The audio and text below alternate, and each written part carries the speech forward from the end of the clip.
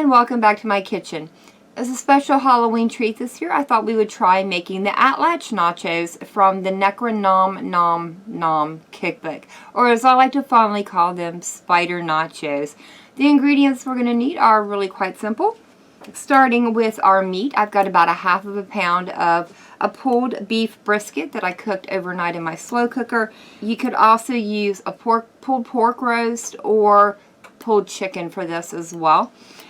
And I seasoned it with Japic all-purpose Mexican seasoning, or you could use your favorite taco seasoning. And I will be leaving the ingredient amounts down in the description for this if you want to try it for yourself. I highly recommend it. It's really good and I use it for everything. All I did was, after it cooked overnight in the seasoning, I added a little bit more right before I started pulling it, just to help get that seasoning all throughout all the meat, so it wasn't just sitting on the top. The rest of the ingredients that we're going to need are some mild cheddar cheese rounds, and all these were the big sandwich slices of a mild cheddar cheese that I cut out with about a 1 7/8 inch cookie cutter, and that'll give me the perfect round I need for the chips. We'll also need some black olives, some jalapenos, Fiesta cheese blend. You'll need 2 kinds of chips. I have the scoop kind, and then I have the bite-sized rounds. And then in this bowl, I've got salsa, sour cream, and a homemade guacamole.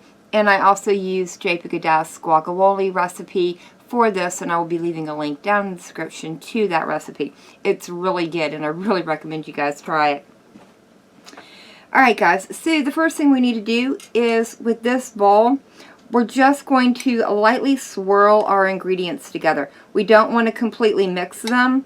We still want to see separation between all the different ingredients here in the bowl, which is a little hard with this sour cream. It kind of wants to bunch up in one little area, but I think if we just do it lightly, we should still be able to see everything. So that's good.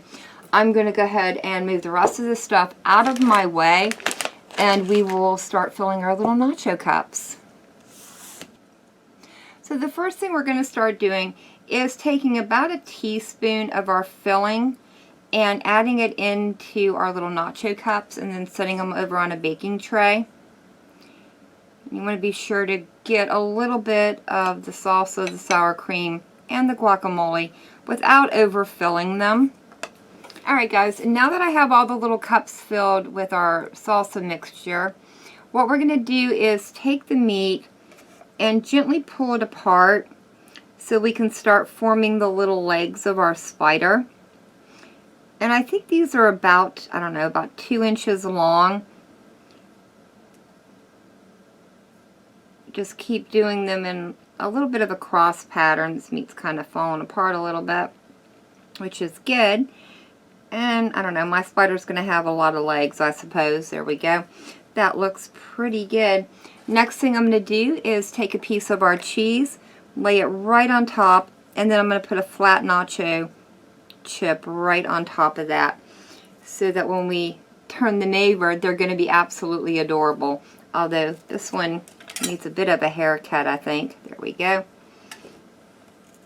Alright, I'll show you guys one more time how I'm putting these together, and then I'm going to continue on until they're all done. So just one more time as a demonstration, I'm just simply taking the meat, shredding it a little bit finer, and then laying it out in a cross pattern. And then once I've done that, I'll put my little piece of cheese and my flat nacho, and these will be ready to go into the oven just as soon as I get all the other ones done. So I will see you when I get to that point.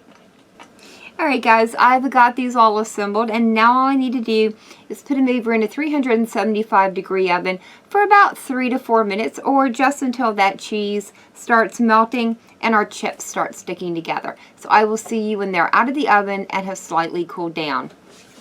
Alright guys, these are out of the oven, and I've gone ahead and flipped them all over.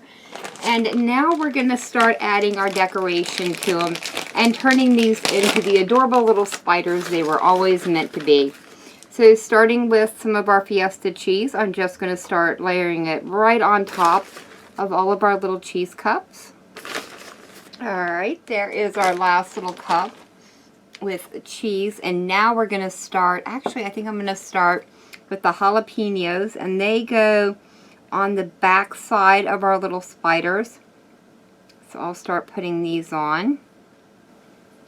And now the last thing we need to do is put on our little spider eyes.